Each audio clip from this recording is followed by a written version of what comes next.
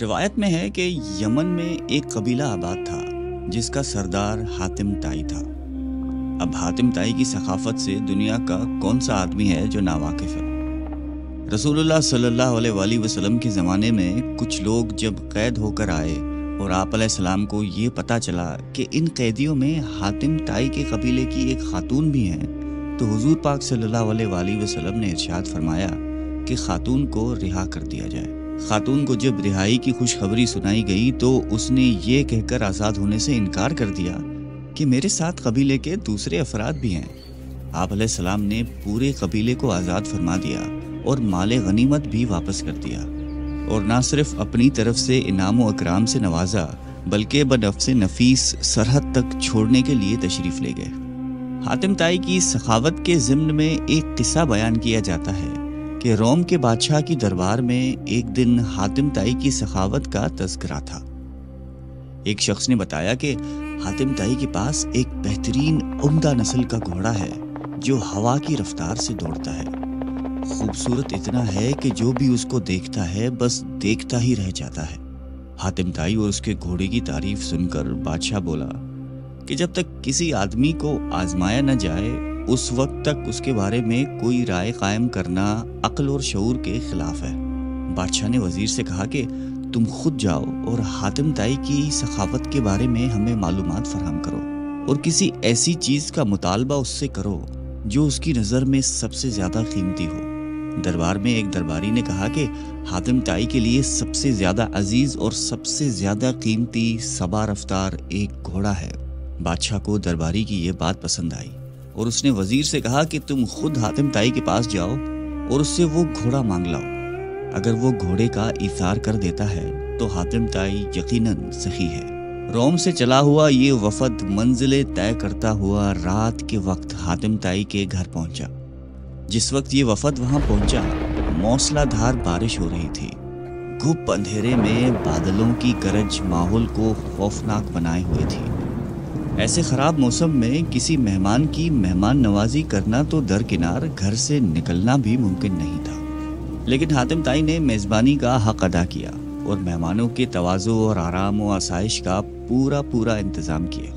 دسترخوان پر لذیذ بھنا ہوا گوشت کھا کر مہمان خوش ہوئے اور انہوں نے اپنے اندر سفر کی تھکان کی جگہ توانائی محسوس کی اور گہری نیند سو گئے۔ صبح کے وقت جب بارش تھم چکی تھی تو ہر چیز دھلی ہوئی اور صاف نظر آ رہی تھی۔ ناشتے کے دوران وزیر نے مہمان نوازی اور اظہار تشکر کے بعد اپنے آنے کا مقصد بیان کیا۔ کہا کہ ہمارے بادشاہ کو آپ کے گھوڑے کے بارے میں بہت کچھ بتایا گیا ہے۔ گھوڑے کی تعریف سن کر بادشاہ چاہتا ہے کہ آپ اپنا گھوڑا بادشاہ سلامت کی خدمت میں نظر کر دیں۔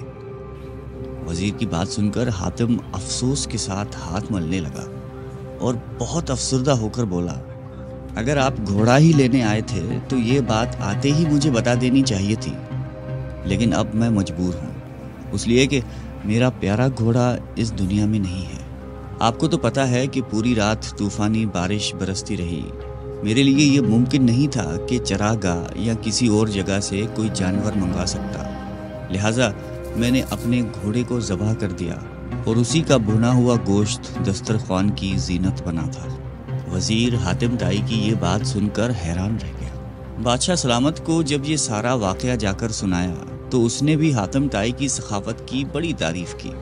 قبیلہ بنی طے کے سردار حاتم طائی کے بارے میں یوں رقم ہے کہ ایک بادشاہ نے حاتم طائی کی اتنی شہرت سنی کہ بادشاہ نے محسوس کیا کہ اس کی شہرت، اس کا نام اور اس کی عزت حاتم طائی سے کم ہے۔ بادشاہ کا دل بغض اور حسد سے بھر گیا۔ اس کے دل میں یہ وسوسہ آ گیا کہ جب تک حاتم زندہ ہے مجھے حاتم سے زیادہ عزت و شہرت نہیں مل سکتی۔ شیطانی ذہن کو استعمال کرتے ہوئے اس نے ایک چالاک، فساد پسند اور لالچی شخص کو اس بات پر مامور کیا کہ وہ حاتم کو قتل کر کے اس کا سر اٹھا لائے۔ کرائے کا یہ دہشت گرد اور قاتل شخص اپنے ترکش کو تیروں سے بھر کر اور تیز دھار تلوار کو میان میں رکھ کر حاتم طائی کے ملک کی طرف روانہ ہو گیا۔ جب وہ حاتم طائی کے علاقے میں پہنچا تو اس کی ملاقات ایک خوش گفتار، خوش مزاج اور بڑے ہی پرسکون شخص سے ہوئی۔ یہ شخص کرائے کے قاتل کو مسافر سمجھ کر اپنے گھر لے گیا اور ایسے پیار اور خلوص سے اس کی تواضع کی کہ کرائے کا قاتل اس کا گرویدہ ہو گیا۔ دوسرے دن جب مہمان نے رخصت ہونا چاہا تو خوش گفتار اور خوش اخلاق میزبان نے اصرار کیا کہ مہمان ابھی چند روز اور قیام کرے اور مزید خدمت کرنے کا موقع دے۔ کرائے کے قاتل کے دل میں میزبان کی تکریم اور بڑھ گئی۔ اس نے کہا کہ مجھے ایک ضروری کام درپیش ہے، اس لیے میں زیادہ دن نہیں ٹھہر سکتا۔ میزبان نے کہا کہ آپ وہ کام مجھے بتا دیں، شاید میں آپ کی کچھ مدد کر سکوں۔ کرائے کے قاتل نے رازداری سے کہا کہ بادشاہ نے مجھے حاتم طائی کو قتل کرنے کا حکم دیا ہے، اس کے سر پر بڑا انعام مقرر کر دیا ہے۔ اگر آپ حاتم طائی کو جانتے ہیں تو مجھے اس کا پتہ بتا دیں۔ یہ سن کر میزبان مسکرایا اور عاجزی کے ساتھ جھک کر کہا کہ میں حاتم طائی ہوں، آپ اپنا کام شوق سے پورا کر سکتے ہیں، کیونکہ اگر یہ کام آپ اسی وقت پورا نہیں کریں گے تو پھر لوگ دیکھ لیں گے اور وہ مذمت کریں گے اور آپ انعام سے محروم رہ جائیں گے۔ حاتم کی یہ بات سن کر کرائے کا قاتل اپنے میزبان کے پیروں میں گر گیا۔ اس نے اپنی تلوار اور تیروں سے بھرا ہوا ترکش پھینک دیا اور کہا کہ ایسے معزز سردار کے جسم پر پھول مارنا بھی گناہ عظیم ہے۔ سخاوت کے بارے میں ایک مجلس میں حضور قلندر بابا اولیاء رحمۃ اللہ علیہ نے فرمایا کہ ایک شخص حضور صلی اللہ علیہ وآلہ وسلم کی خدمت اقدس میں حاضر ہوا اور اس نے عرض کیا کہ یا رسول اللہ، مجھے شہد چاہیے۔ آپ علیہ السلام نے فرمایا کہ عثمان کے پاس چلے جاؤ۔ جب یہ شخص حضرت عثمان رضی اللہ تعالیٰ عنہ کی خدمت میں پہنچا تو وہاں بہت سارے اونٹ بیٹھے ہوئے تھے اور گیہوں کی بوریاں لادی جا رہی تھی۔ اس شخص نے دیکھا کہ ایک بوری کا منہ کھل گیا اور اس میں سے چند کلو گیہوں زمین پر گر گئی۔ حضرت عثمان رضی اللہ تعالیٰ عنہ نے جب یہ دیکھا تو انہوں نے اپنے ملازم سے باز پرس کی اور اس کو ڈانٹا ٹپٹا کہ یہ گیہوں زمین پر کیوں گرا ہے۔ آنے والے شخص نے یہ دیکھ کر واپسی کا فیصلہ کیا اور پھر آپ علیہ السلام کی خدمت میں حاضر ہوئے اور فرمایا کہ یا رسول اللہ، مجھے شہد چاہیے۔ حضور اقدس صلی اللہ علیہ وآلہ وسلم نے پھر یہی ارشاد فرمایا کہ عثمان کے پاس چلے جاؤ۔ سوالی شخص نے ساری کارگزاری بتائی۔ آپ علیہ السلام نے پھر بھی فرمایا کہ عثمان کے پاس چلے جاؤ۔ یہ شخص دوبارہ حضرت عثمان غنی رضی اللہ تعالیٰ عنہ کی خدمت میں حاضر ہوا اور ان کے ملازم سے شہد مانگی۔ ملازم نے حضرت عثمان رضی اللہ تعالیٰ عنہ سے کہا کہ اس آدمی کو شہد چاہیے۔ حضرت عثمان غنی نے فرمایا کہ اسے شہد دے دو۔ ملازم نے برتن مانگا۔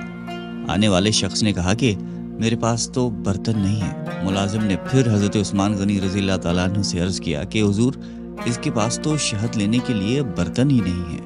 حضرت عثمان غنی نے فرمایا کہ شہد کا کپا اٹھا دو۔ آنے والے شخص نے کہا کہ میں کمزور آدمی ہوں، اتنا زیادہ وزن تو اٹھا نہیں سکتا۔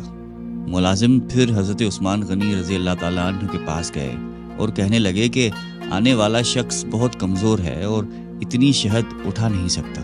حضرت عثمان غنی رضی اللہ تعالیٰ عنہ کو ملازم کی بار بار مداخلت پسند نہیں آئی۔ ذرا تیز لہجے میں فرمایا کہ اونٹ پر لاد کر دے دو، اور آنے والا شخص اونٹ پر شہد لے کر چلا گیا۔ یہ واقعہ بیان کر کے حضور قلندر بابا اولیاء رحمۃ اللہ علیہ نے فرمایا کہ مجھے اس بات پر حیرت ہے کہ ہر مسلمان دولت مند بننا چاہتا ہے، لیکن کوئی آدمی حضرت عثمان غنی رضی اللہ تعالیٰ عنہ کے طرز عمل کو اختیار کرنا نہیں جانتا۔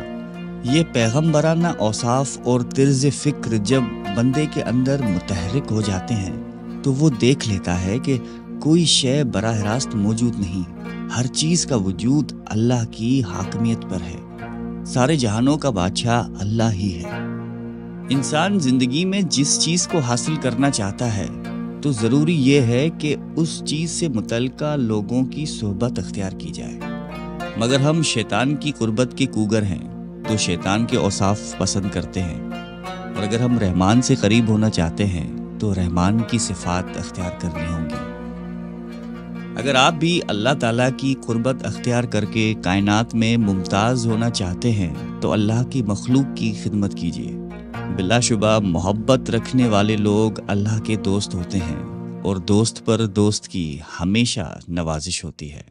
اللہ تعالیٰ آپ کو اور مجھے سخاوت کی صفات عطا فرمائے۔ آمین۔